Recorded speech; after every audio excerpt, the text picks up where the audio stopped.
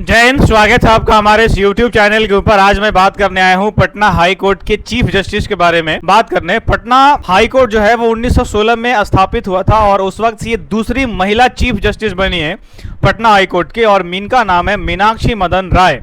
48वें मुख्य न्यायाधीश हैं और पटना उच्च न्यायालय की दूसरी महिला मुख्य न्यायाधीश है। पहली बार 2010 में बनी थी और ये 2026 में बनी है और ये दूसरा महिला मुख्य न्यायाधीश है। अब यहाँ से मीनाक्षी मदन राय जो हैं ये इसके पहले सिक्किम में थी और यहाँ के जो न्यायाधीश थे उनको ट्रांसफर कर दिया गया है कहीं और। अब आइए मैं एक एक बात इनके बारे में विस्तार से बताता हूँ। कौन है Meenakshi Madan Rai? Chief justice Patna high court की मीनाक्षी मदन राय बनी और 5 जून 2026 को उन्होंने शपथ ली।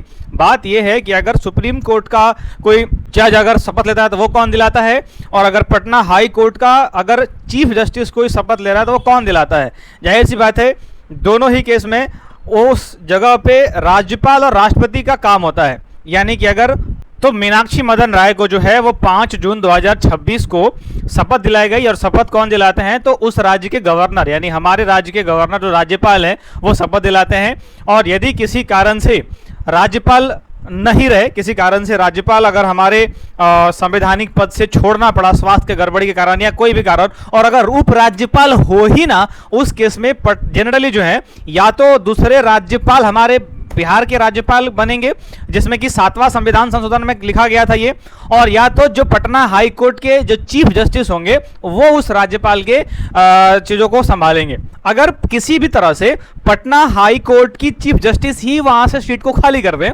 चाहे वो कोई स्वास्थ्य कारण वहां से हट जाए या कोई भी कारण से, तो जो वहां के सबसे वरिष्ठ जज होंगे, जो वरिष्ठ होंगे, वहां उनको टेम्पररी पोस्ट कर दिया जाएगा मुख्य न्यायाधीश में, और राष्ट्रपति जो है फिर से एक प्रक्रिया शुरू करेंगे ताकि एक मुख्य न्यायाधीश चूज किया जा सके। जब भी किसी हमें राज्यपाल को चूज करना होता है तो राष्ट्रपति ही चूज करते हैं। जब भी हमें किसी हाई कोर्ट के अगर चीफ जस्टिस को चूज करना होता है तो राष्ट्रपति ही चूज करते हैं। अगर मीनाक्षी मदन राय को अपना त्याग पत्र देना होगा तो वो राष्ट्रपति को ही देंगे, लेकिन अगर शपथ दिलाने की बात आएगी तो वो उस राज्य के गवर्नर देंगे। यानी हमारे बिहार के केस में हमारे बिहार के राज्यपाल जो नए नियुक्त हुए हैं हसनैन जी, वो दिलाएंगे। इस पूरी क्राइटेरिया को उम्मीद है कि आप समझते होंगे और मैं बढ़ता हूं आगे। अगर आप बात करोगे कि पटना उच्च न्यायालय पटना हाईकोर्ट के मुख्य न्यायाधीश मीनाक्षी एम राय ने शुक्रवार को एक गोपनीय की शपथ एवं गोपनीयता की शपथ ली। लोकसभा में राज्यपाल सदैव अता हसनैन ने उन्हें शपथ दिलाई। शपथ दिलाने वाले कौन थे? अता हसनैन जी थे, और उन्होंने शपथ दिलाई क्योंकि वो बिहार के राज्यपाल हैं और राज्यपाल ही चीफ जस्टिस को दिलाते हैं शपथ। लेकिन नियुक्ति कौन करता है? राष्ट्रपति करते हैं। त्यागपत्र अपना चीफ जस्टिस को दे पाते हैं तो राष्ट्रपति को देते हैं। राष्ट्रपति के ही द्वारा ही दोनों का नियुक्ति होता है।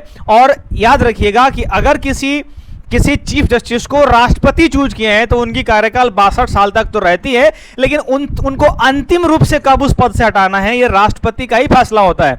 लेकिन किसी कारण से अगर आपको किसी मजबूरी में और किसी भी फोर्सफुल तरीके से अगर चीफ जस्टिस को टेम्पररी बनाया गया है, जैसे मान लो कि राष्ट्रपति के द्वारा चूज नहीं किया गया, किसी कारण से वो पद खाली हो गया और टेम्पररी किसी वरिष्ठ जज को अगर चीफ जस्टिस बना दिया गया, तो उनको हर हाल में 62 साल की उम्र में अपना पद को छोड़ना पड़ता है। लेकिन राष्ट्रपति द्वारा अगर किसी चीफ जस्टिस को बनाया गया है तो वो अंतिम रूप से जो है वो कौन डिसाइड करेगा, तो वो राष्ट्रपति डिसाइड करेंगे। राज्यपाल शपथ दिलाने के अलावा कुछ नहीं करते हैं। राज्यपाल को हटाने की कोई संवैधानिक प्रक्रिया नहीं है। राष्ट्रपति जब चाहे उन्हें वापस बुला सकते हैं, लेकिन आप उसके ऊपर किसी भी प्रकार का मुकदमा नहीं कर सकते हैं, और जब तक वो अपने पद पर हैं, और उनको हटाने का कोई तरीका नहीं है। उसी तरह से चीफ जस्टिस के तरीके तो हैं हटाने के, लेकिन इतने अधिक टफ प्रक्रियाएं हैं कि आज तक किसी भी चीफ जस्टिस को हटाया नहीं गया है, और चीफ जस्टिस के ऊपर में महाभियोग भी चलाया जा सकता है, लेकिन आज तक कभी ऐसा नहीं हुआ है। एक बार चला भी तो वो अंतिम रूप तक नहीं पहुंच पाया था।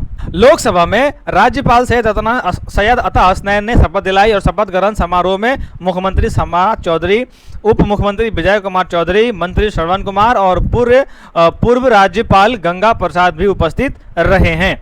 यहाँ पर अगर इनकी बात करोगे तो ये नाम इनका न्यायमूर्ति मीनाक्षी मदन राय है। पद पटना हाईकोर्ट के चीफ 5 जून 2026 को इनकी हो गई और ये पूर्ववर्ती यानी कि न्यायमूर्ति संगम कुमार साहू झारखंड के हाई कोर्ट में भेज दिया गया है। जो हमारे चीफ जस्टिस थे न्यायमूर्ति संगम कुमार साहू, वो झारखंड के हाईकोर्ट में चले गए और सिक्किम की ये पहली महिला सिविल जज थी जिनको अभी चीफ जस्टिस बनाया गया है। पटना हाईकोर्ट का यह पद जो है संगम कुमार साहू की विदाई के बाद खाली था और मीनाक्षी राय को इसके लिए चूज किया गया है। इनका जन्म जो है वो 12 जुलाई 1964 को हुआ है। जन्म गंगटोक सिक्किम में हुआ।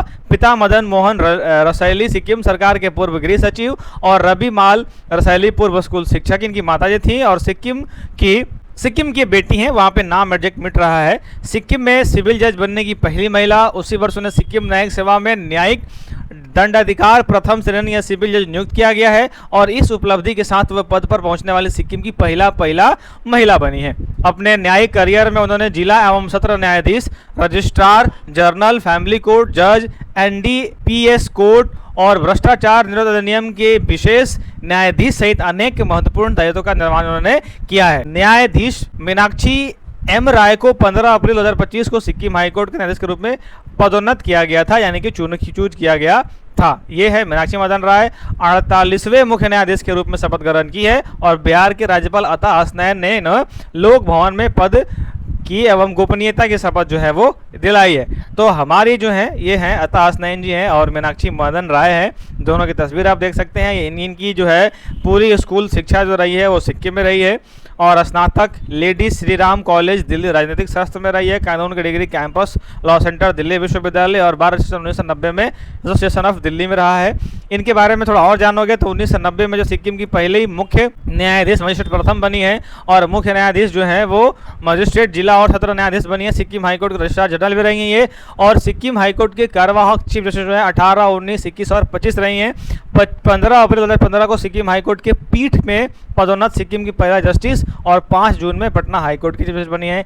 कुछ ऐतिहासिक बात ले लो, जैसे सिक्किम हाईकोर्ट की पहली महिला जज, पटना की पहली महिला चीफ जस्टिस, पटना हाईकोर्ट की दूसरी महिला चीफ जस्टिस, पूर्वोत्तर भारत में किसी भी हाईकोर्ट के चीफ जस्टिस बनने वाली पहली महिला और दिल्ली हाईकोर्ट के सुप्रीम कोर्ट में एडवोकेट ऑन रिकॉर्ड तहत का अभ्यास। इनका महत्व अपने आप में बहुत बड़ा है और इन्होंने अपनी भूमिका अच्छे से निभाई है। हालांकि आप जो है इन सबको देखने के बाद आप क्या विचार आया आपके अंदर, एक बार मुझे कमेंट आउट जरूर करिएगा।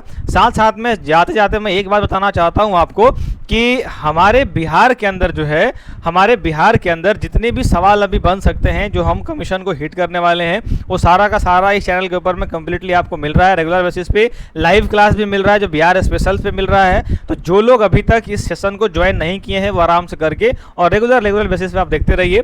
इस वीडियो को आपने यहाँ तक देखे, मुझे भी बहुत अच्छा लगा। अगर आपने यहाँ तक देखा है तो आप मेरे लिए बहुत बहुत बहुत इंपॉर्टेंट हैं। आप कमेंट में जय हिंद जरूर लिखिएगा। बाकी मैं आपसे नेक्स्ट टॉपिक में नेक्स्ट बार में मिलता हूँ किसी अलग टॉपिक पे। यहाँ तक इस वीडियो को देखने के लिए आपका बहुत बहुत धन्यवाद।